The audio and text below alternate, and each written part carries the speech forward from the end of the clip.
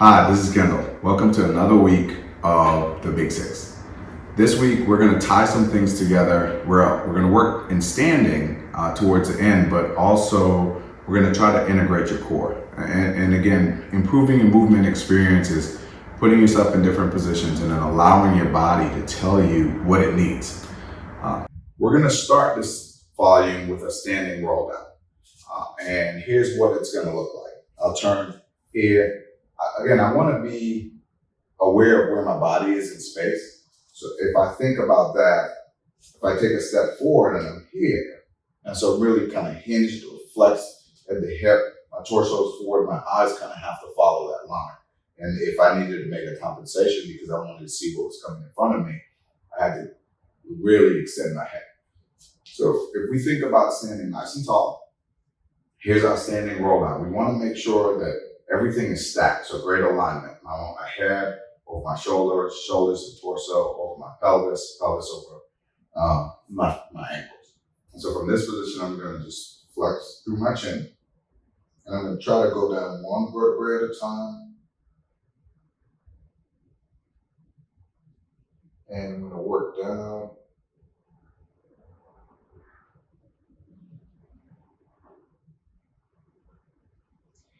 And as I get to the bottom, I can stack again. I'm going to pull, get my pelvis under or over my foot and ankle. And I'm going to roll through, pulling each one of my vertebrae over the other. And I'm going to come back up to the top. And I'm going to be stacked. This is going to allow us to work on alignment. Alignment and posture, they're coupled together. But sometimes if we have an issue with alignment, what we see is that limitation in alignment or that disconnect with alignment really impacts our posture. So posture really then becomes what we could say is a compensation for poor alignment. And so we'll do that roll down again. We can just kind of work through this. Cycling breaths, if on the way down, if you need to stop at a certain segment, you can. So I'm going to start again nice and tall. And I'm just going to then empty my lungs and I'm rolling down kind of one segment at a time.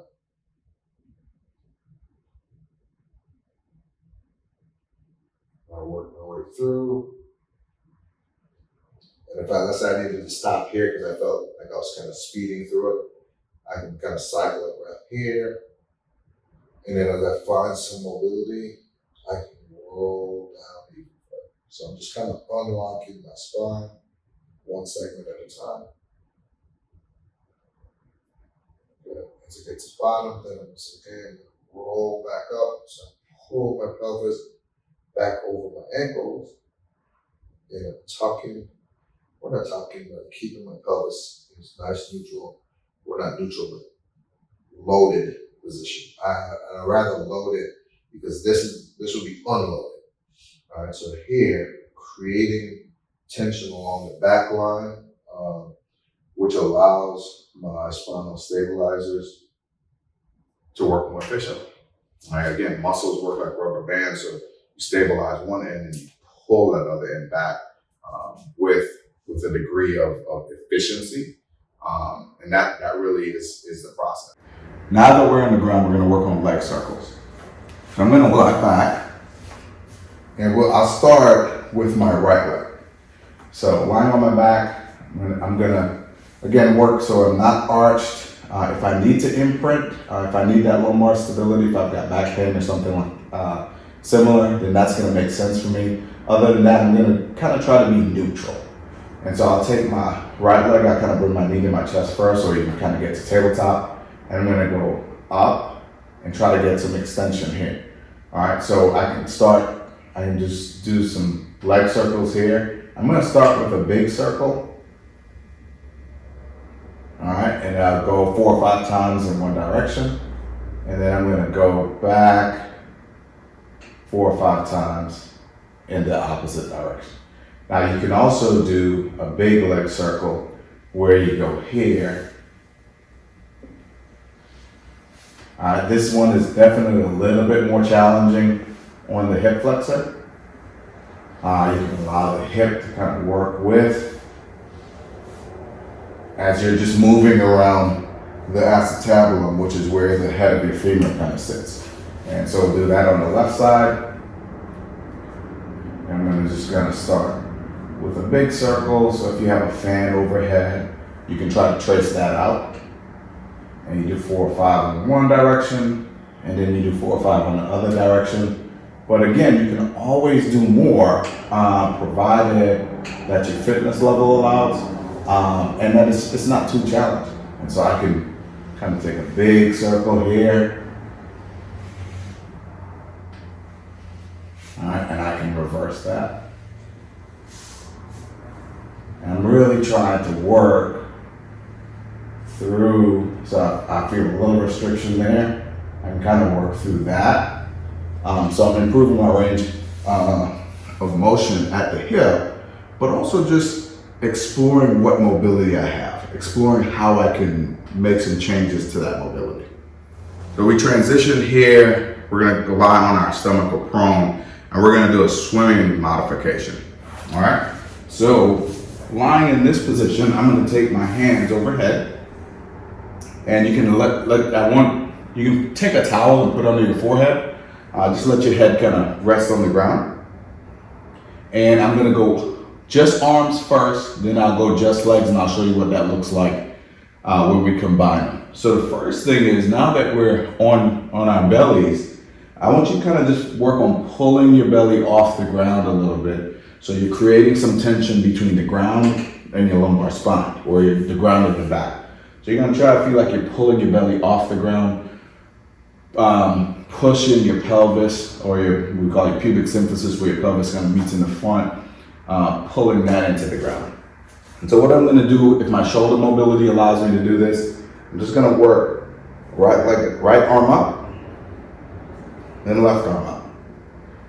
Right arm up, and left arm up. And notice I'm gonna let that thumb rotate up so I don't put too much stress on the shoulder. All right, and you're gonna work through that. If you feel pretty good, you can progress and kind of just lift the head a little bit.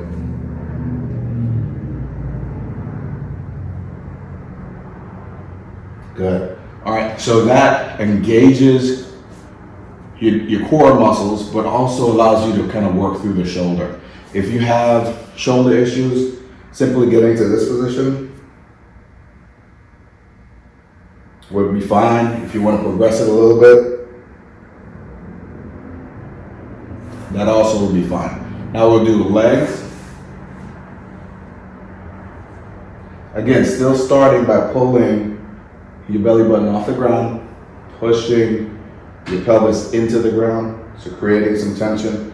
And I'm just gonna alternate here. You can kind of slow this down. You can just go one leg, hold for a second, the other leg, kind of hold it for a second. So that's allowing you to kind of build up to where you can just kind of do a little bit of a flutter kick here, all right? And then the progression would be to work opposite arm, opposite leg.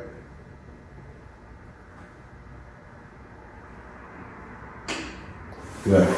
And so the big thing is making sure you can pull your belly button off the ground, making sure you can stabilize your lumbar spine and your pelvis. You don't want to increase the pressure in your low back as you do this.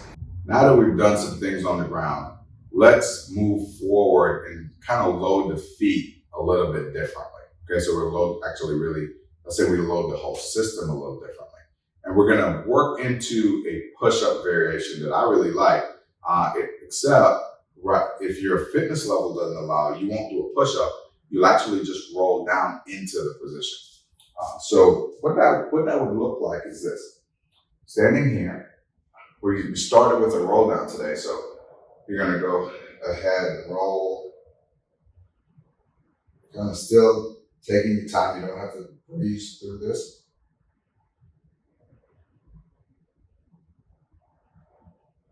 And I'm gonna roll down, and you wanna have your feet wide enough, and then you're gonna walk myself into a push-up position. all right? And then I could stay in the line, do a push-up, and then I'm gonna walk myself back.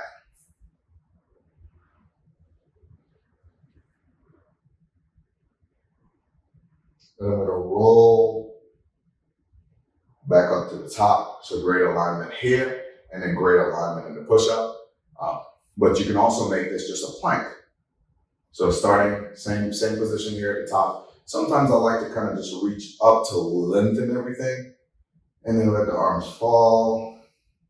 And we're gonna work and roll down.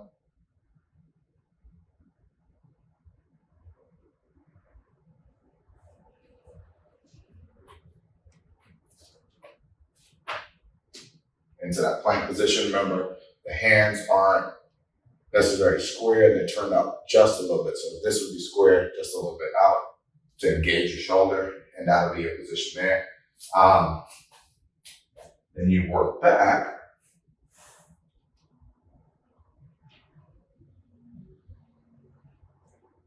And you roll up. I'm going to show you a little bit of a variation with this. Let's say getting from the bottom where your knees are hovering and walking into a plank isn't the easiest thing for you to do.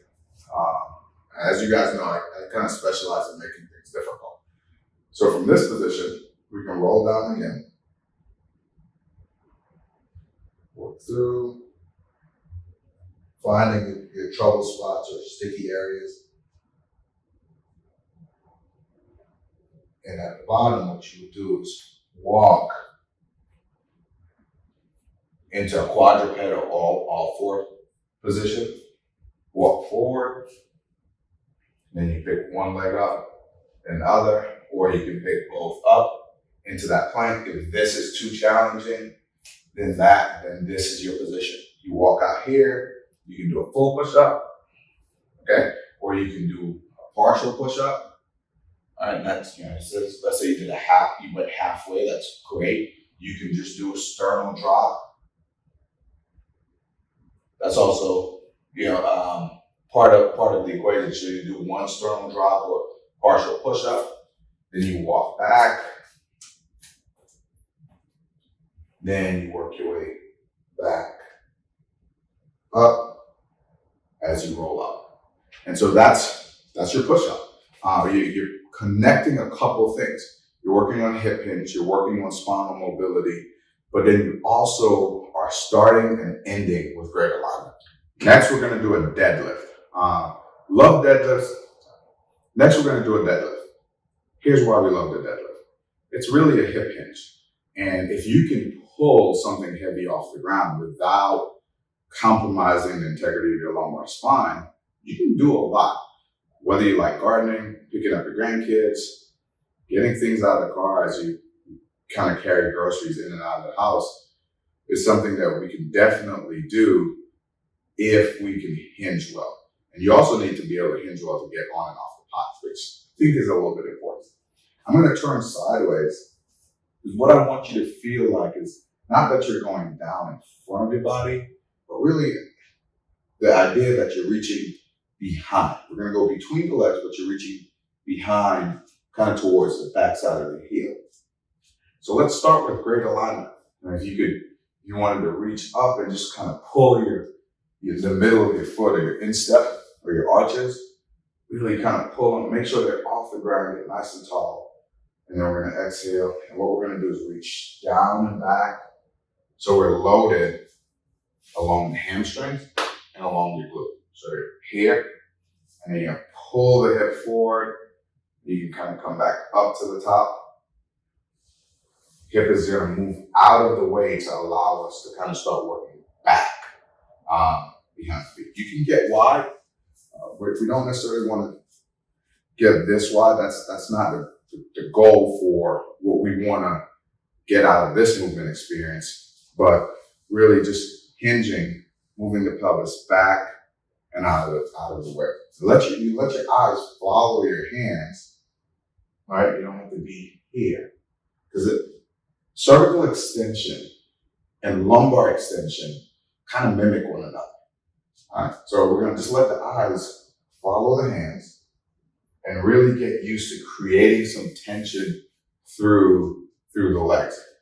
And again, not necessarily sets and reps. It's can you do 4 or 5 or 10, but really feel good about the process, really feel good about the experience and learn something while you're doing it. If doing 10 is super easy and you're doing this not just as kind of priming yourself for the day, but you're doing it as your workout, if that has been your option, if your fitness level allows, you want to have a little bit of struggle. You want to build some,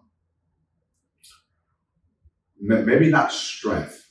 That wouldn't be the right word, but you want to build some efficiency. You want to build some confidence, and you want to have some fluid motion where you can kind of control your body moving through the progression. Our next move is a lunge. We're going to modify this lunge a little bit because we want to load the hip. That's the goal here. I'm going to turn again sideways, and I'm just going to get in this split step position. So I'm not going to be here in what you kind of consider a traditional lunge, but just a split step. We want the feet to be at least the back of your heel and toe, or maybe a little bit wider. And what we're going to do with this lunge is we're going to work down, but we're going to take your left hand, for example, so my right leg's forward. I'm going to take my left hand and I'm going to reach the outside of my knee. Okay? And then come back. So my weight primarily is on my right leg. So maybe 70-30, 60-40 in terms of the percentage of the front leg versus the back leg. And so I'm here, and that reach is going to allow me to load this hip, but I'm also loading this shoulder and this hip. So it's this diagonal line coming across my back that's being lengthened, while on the front side, the opposite is true. All right, so I'm going to do the left, split step again, and I'm going to start working my way down, and I'm reaching across, and then back up. So I'm loading the hip as I work through that.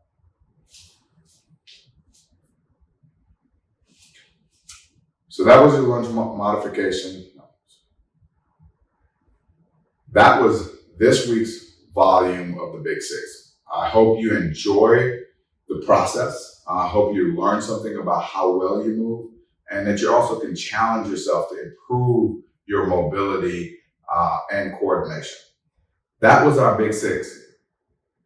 That was our Big Six for this volume. We hope that you enjoy the process of improving your mobility, improving your awareness, improving alignment. Remember, the goal is always moving well, living well, and doing amazing things.